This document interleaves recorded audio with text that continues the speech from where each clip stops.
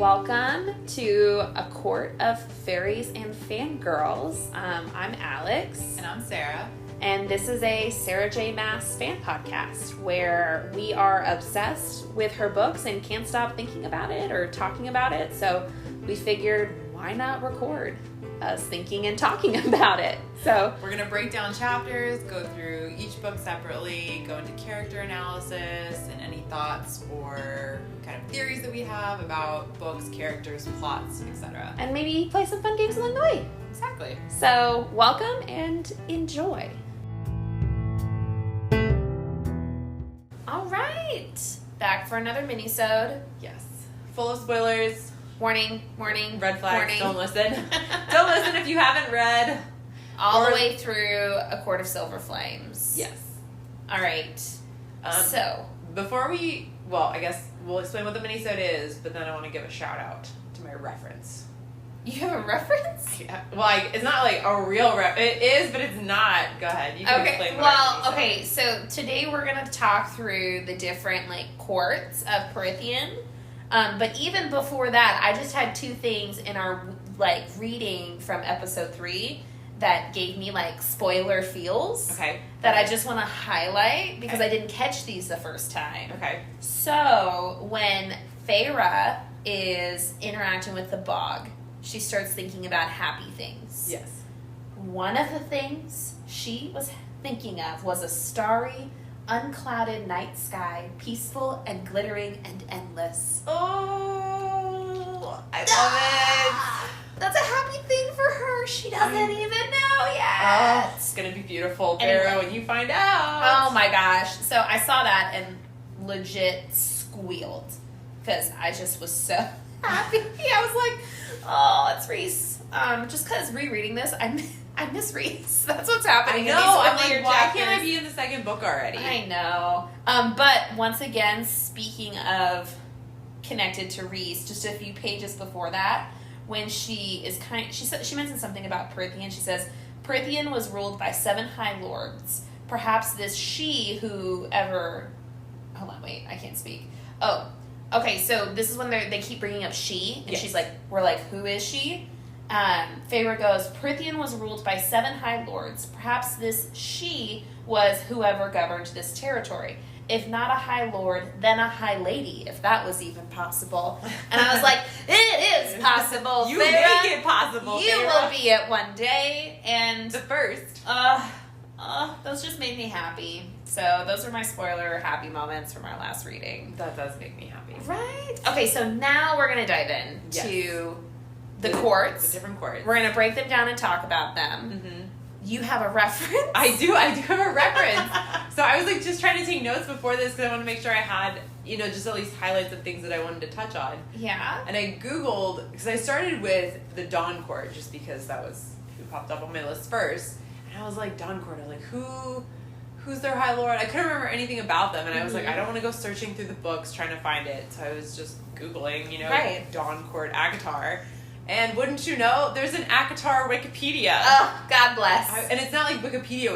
This is their own Wikipedia thing. It's its own entity of Wikipedia for ACOTAR. I love nerds. And I was like, I love you fandom so much. So shout out to ACOTAR Wiki. Whoever made that, thank you so much because you were a great reference guide for me to just make sure I hit all the things I needed.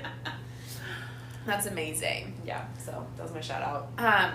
Whoever had that much time is a hero. That's very impressive. Because I'm sure it's extremely extensive. It was so much. They referenced when the Dawn Court was mentioned in books.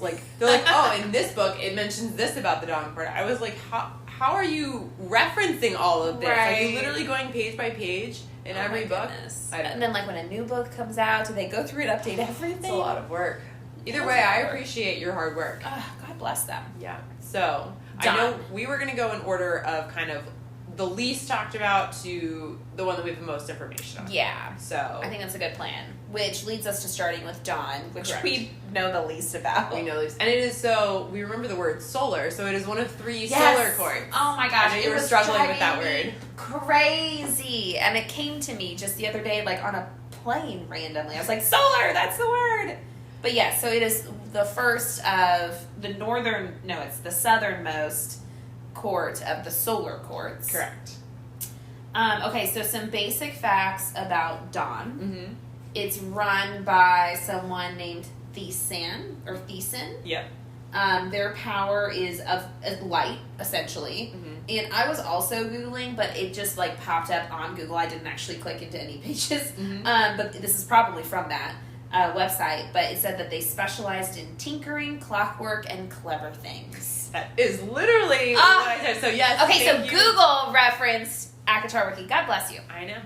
Yeah, and regarding the power too, it made a note about that he gave her the power of light, but it kind of gave her the ability to heal. Oh. Which is what they said. I don't know if it's 100% true, and I don't remember from the books if that happened. Here's what we're going to do. We're just going to believe this, We're going to believe you, Wiki, because you put in so much work, so I believe you.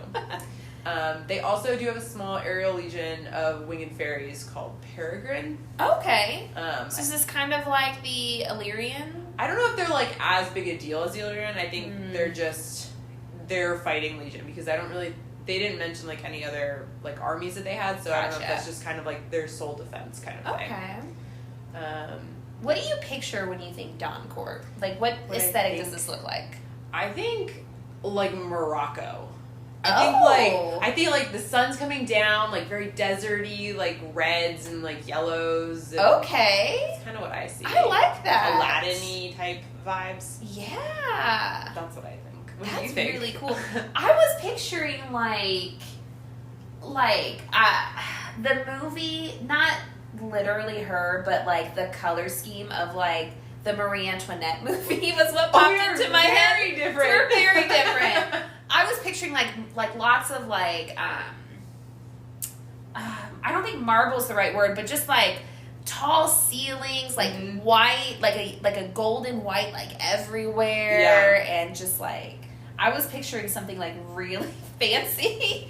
I can see that too, though. I don't know, I think heaven is almost what was going in my brain. I can see that too. Yeah. I love your vision, though. I like both. We will have to wait and see how it was intended to be. It's going to be so good. Okay, so that's really... I don't really have anything else about the Dawn Court. I would say this one we know the second least about is winter.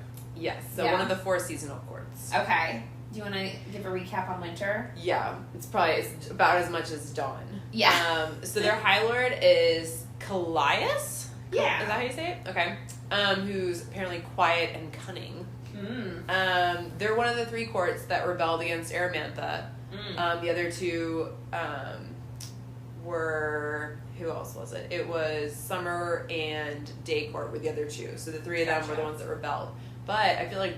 I'm not sure why, but I feel like Winter was the only one that was actually penalized. They had the 24 like younglings that were murdered. Oh, that's which is heartbreaking. I'm not sure why they were the only court that had like severe punishment like that, but they were. And then really it's, they've got Dawn to the north, Summer and Autumn to their south. So that was really, I don't really have much else. I know they have like mountains and polar bears. Yeah. Or white bears. I don't think they're actually polar bears. I thought they were. Well, yeah, I guess whatever. Yeah. But when I picture them, I think like winter. Like I think they like rode it on a sleigh at one point. Yeah. And I love it gives me like Narnia vibes. It's like Narnia mixed with the North Pole to me. Yes. Whatever. I mean, granted, nobody's ever seen the North Pole and it's only references, but I feel like Narnia is very much more descriptive about it. Yeah. And then like in terms of power, I think it's about manipulating ice. Right? Yeah, I think so. Something along those lines. I don't feel like we've really seen the power of like winter displayed in Feyre yet. Right. But also the thing that reminds me about winter is, we'll call him Callias because I don't know how to pronounce it otherwise, but he has a wife, Vivienne, who they were really sweet in the books, like during the meeting of the High Lords, and there was some fun repertoire there of about how Vivienne wanted to be a high lady, and like I don't know, they seem like good, solid people. Yeah, so and I felt like they treated each other more as equals versus like Autumn Court, where the wife is clearly not an equal. Exactly. So it's like I really appreciated their relationship and their repertoire. So I hope they're in more books in the future. I hope so. Okay, next. Day Court. Yeah, I can go with that. Yeah. So High Lord is Helion Spellcleaver, which, what a name. It's such a badass name. Spellcleaver, I love that. We find out he's actually Lucian's biological father, but Lucian does not know this. I love that so much. I know. So him and the Lady of Autumn Court got jiggy with it. They are responsible for archiving Prythian's knowledge for magic for like centuries, and they have all the libraries. And Aramantha even raided and burned some of the libraries, which is terrible. She's the worst. Again, one of the solar courts, so night courts to the north, dawn court to the south, and they were one of the three that rebelled against Aramantha. Yeah. So it was really... Well, I think also part of the reason why his name is Helion Spellcleaver is because his power is to cut through enchantments. So he's able to help break spells, hence Spellcleaver. Very, very clever there. Yeah. But Helion as a character is just he's so charismatic and so funny. Like, I'm having a hard time remembering the lines between what is Kanan and what I've just seen on TikTok. Yeah. But the impression of his desire for like threesomes and then I just remember him wanting to like sleep with everyone and was so open about sexuality, and it just cracked me up. Like, good for you, dude. Yes. Good for you. I enjoyed Live your best life. Very much a personality. I liked him. All right. Okay, so next up, number 4, let's do Autumn. Okay. Because we know some, like, people's names, but we don't know much about it. Right. Like, literally we know, so Baron is the High Lord. Eris is one of his sons, whom I hate. We all do. Well, people are trying to be like, no. I think he might have redemption coming, but as of right now, we can hate him. As of now, he's a monster. Yeah. And then obviously Lucian came from them, so he's not part of that court anymore, but that's where he's originally from. Even if it's not biologically via his father. They're known as the Court of Foxes, which feels appropriate. Especially regarding Lucian's mask that he winds up having is a fox mask. So. Oh my gosh, it does. And then also, their power apparently is more connected to like fire, which I think is interesting because I don't think fire when I think autumn. No, but Vera definitely taps into that power in the books. So this court is just like really good at making me mad through this whole series. And it's so funny because it's supposed to be one of like the most beautiful courts. I know, it's so hard for me because like fall is my favorite season. So part of me is like, honestly, I'd probably be happiest if I lived in the fall court. Like I could do winter, but fall is probably where I would be like physically happy. But then I'm like, but they all suck there. I know. Like, why does everyone suck in autumn? It's a bummer. But Lucian's whole family is just so monstrous, and it's like, you all of you need to go. Goodbye. Yes.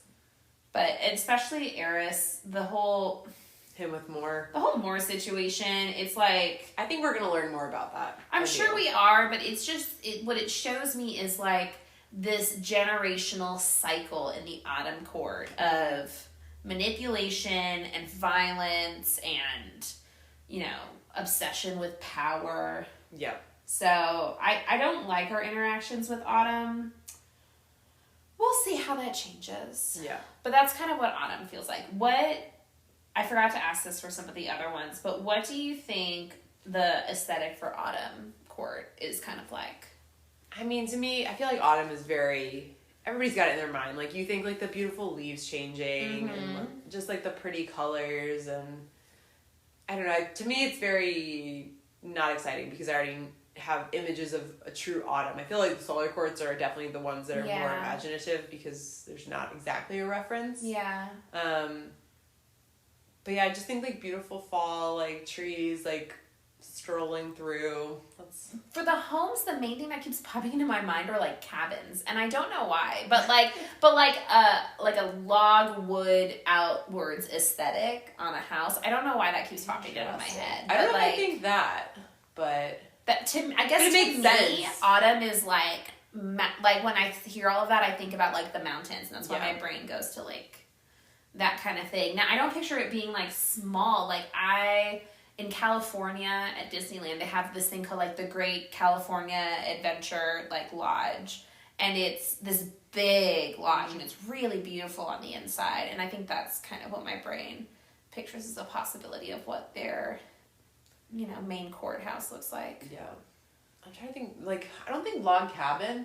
I think maybe more like New England style. Like, just very, like, I just picture everything, like, up there, all the leaves changing, like, these big, like, I don't even know how to describe the houses. I don't really know what I see in the Autumn Court, I guess, like, for house-wise. But I don't see log cabins. I feel like more, like, elegant. Yeah. But I don't know. We'll see. Yeah. So, next up, summer. Yes. So, with this, I'm just going to say this off the top. It's like, I picture, like, the Little Mermaid castle, but, like, above ground. Yes. No, that's something exactly. that feels like a giant sandcastle. Yeah, or, like, made out of, like, coral. Like, just put above ground. Very... very, like, open, like, tons of, like, massive, like, holes where you'd expect windows to be, but, like, no windows. Yeah. Just in the bluest water. Anyway, so Tarquin is the one who runs that. Yes, High Lord is Tarquin, but he's actually, like, the newest High Lord, because Aramantha killed Nostrus was the previous High Lord, so he was recently killed, and his family, so Tarquin took over because he was like a prince or like somebody close to being in power. And then the big thing with the summer court in this series is that they protect half of the book of breathing. Yes. And so several people in the night court are now banned from the summer court. Yes. Also, he gave Feyre the ability to control water. Oh yeah. So, which she uses several times actually. She does. I like the idea of summer court, despite, our inner circle being kicked out and the heat. I don't know. It feels like it has good vibes when you're there. Yeah, I very much like the atmosphere that they portray in the book. Just like the fish market and just like everybody outside. And it feels like what vacation feels like in my brain. Yeah.